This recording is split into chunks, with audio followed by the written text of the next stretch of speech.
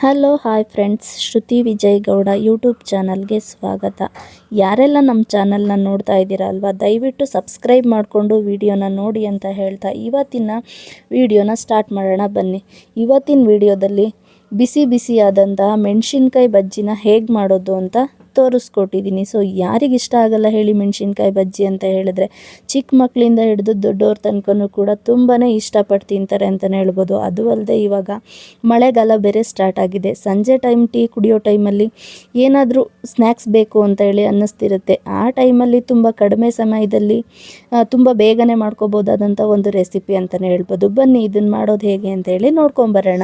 So ಇದಕ್ಕೆ ನಾನಿಲ್ಲಿ ಮೊದಲನೇದಾಗಿ ಬಜ್ಜಿ ಮೆಣಸಿನ್ಕಾಯಿನ ತೊಗೊಂಡಿದ್ದೀನಿ. ನಾನಿಲ್ಲಿ 5 ಮೆಣಸಿನ್ಕಾಯಿನ 2 ಭಾಗ ಆಗಿ ಕಟ್ ಮಾಡಿಕೊಂಡು ತೆಗೆದಿಟ್ಕೊಂಡಿದ್ದೀನಿ. ಸೊ ಇಲ್ಲಿ ಒಂದು ಪಾತ್ರೆಯಲ್ಲಿ 1 ಕಪ್ ಆಗುವಷ್ಟು ಕಡಲೆ ಹಿಟ್ಟನ್ನು ಜರಡಿ ಹಿಡಿದು ತೊಗೊಂಡಿದ್ದೀನಿ. ಅದಕ್ಕೆ ರುಚಿಗೆ ತಕ್ಕಷ್ಟು ಉಪ್ಪು ಮತ್ತು ಅಜ್ವೈನ್ನ ಕ್ರಷ್ ಮಾಡಿ ಹಾಕೊಳ್ತಾ ಇದ್ದೀನಿ. ನಾನಿವಾಗ ಇದಕ್ಕೆ ಒಂದು 2 ಚಿಟಿಕೆ ಆಗುವಷ್ಟು ಅಡಿಗೆ ಸೋಡಾನ ಸೇರಿಸ್ಕೊಂಡು 1 ಟೇಬಲ್ ಸ್ಪೂನಷ್ಟು ಅಚ್ಕಾರದ ಪುಡಿನ ಸೇರಿಸ್ಕೊಂಡು ಚೆನ್ನಾಗಿ ಮಿಕ್ಸ್ ಮಾಡ್ಕೊತಾ ಇದ್ದೀನಿ. ಸೊ ನಾವು ಹಾಕಿರೋವಂಥ ಎಲ್ಲದೂ ಕೂಡ ಚೆನ್ನಾಗಿ ಮಿಕ್ಸ್ ಆಗಬೇಕು. ಇವಾಗ ಸ್ವಲ್ಪನೇ ನೀರು ಸೇರಿಸ್ಕೊಂಡು ಅದನ್ನು ನಮಗೆ ಅಂದರೆ ಮೆಣಸಿನ್ಕಾಯಿನ ಅದರಲ್ಲಿ ಅದ್ದಿದಾಗ ನಮಗೆ ಯಾವ ಅದಕ್ಕೆ ಬೇಕಾಗುತ್ತಲ್ಲ ಹಿಟ್ಟು, ಆ ಅದಕ್ಕೆ ಕಲಿಸ್ಕೊತಾ ಇದ್ದೀನಿ. ನೀವು ನೋಡ್ತಿರ್ಬೋದು ಇಲ್ಲಿ ನಾನು ಯಾವ ಹದದಲ್ಲಿ ಹಿಟ್ಟನ್ನು ಕಲಿಸ್ಕೊಂಡಿದ್ದೀನಿ ಅಂತ ಹೇಳ್ಬಿಟ್ಟು. ಸೊ ಇವಾಗ ಬನ್ನಿ, ಇವಾಗ ಇದಕ್ಕೆ ನಾವು ಮೊದಲೇ ಕಟ್ ಮಾಡಿ ಇಟ್ಕೊಂಡಿರುವಂತಹ ಬಜ್ಜಿ ಮೆಣಸಿನ್ಕಾಯಿನ ಒಂದೊಂದನ್ನೇ ಹಾಕಿ ಚೆನ್ನಾಗಿ ಅದನ್ನು ಕಲಿಸ್ಕೋಬೇಕಾಗತ್ತೆ. ಯಾಕಂತ ಹೇಳಿದ್ರೆ ಹಿಟ್ಟು ಪ್ರತಿಯೊಂದು ಮೆಣಸಿನ್ಕಾಯಿಗೂ ಕೂಡ ಚೆನ್ನಾಗಿ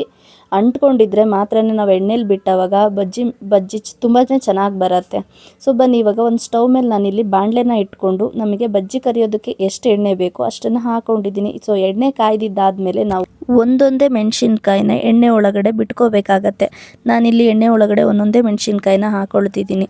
ಸೊ ಸಂಜೆ ಕಾಫಿ ಟೈಮಿಗಂತೂ ತುಂಬಾ ಒಂದು ಒಳ್ಳೆ ಕಾಂಬಿನೇಷನ್ನು. ಅದ್ರ ಜೊತೆಗೆ ಸಡನ್ನಾಗಿ ಯಾರಾದರೂ ಮನೆಗೆ ಗೆಸ್ಟ್ ಬಂದರು ಅಂತ ಹೇಳಿದ್ರು ಕೂಡ ಏನು ಮಾಡಬೇಕು ಅಂತ ಯೋಚಿಸ್ತಿರ್ಬೇಕಾದ್ರೆ ನಾವು ಕ್ವಿಕ್ಕಾಗಿ ಮಾಡ್ಕೋಬೋದು ಒಂದು ಮೆಣಸಿನ್ಕಾಯಿ ಬಜ್ಜಿನ. ಸೊ ನೀವು ನೋಡ್ತಿರ್ಬೋದು ಇವಾಗ ಎಷ್ಟು ಚೆನ್ನಾಗಿ ಮೆಣಸಿನ್ಕಾಯಿ ಬಜ್ಜಿ ರೆಡಿಯಾಗಿದೆ ಅಂತ ಹೇಳ್ಬಿಟ್ಟು. ಸೊ ಬಿಸಿ ಬಿಸಿಯಾದಂಥ ಮೆಣಸಿನ್ಕಾಯಿ ಬಜ್ಜಿ ಒಂದು ಒಳ್ಳೆ ಟೀ ಜೊತೆಗೆ ರೆಡಿಯಾಗಿದೆ. ಸೊ ನಿಮಗೆಲ್ಲ ಈ ವಿಡಿಯೋ ಇಷ್ಟ ಆಗಿದೆ ಅಂತ ನಾನು ತಿಳ್ಕೊಂಡಿದ್ದೀನಿ.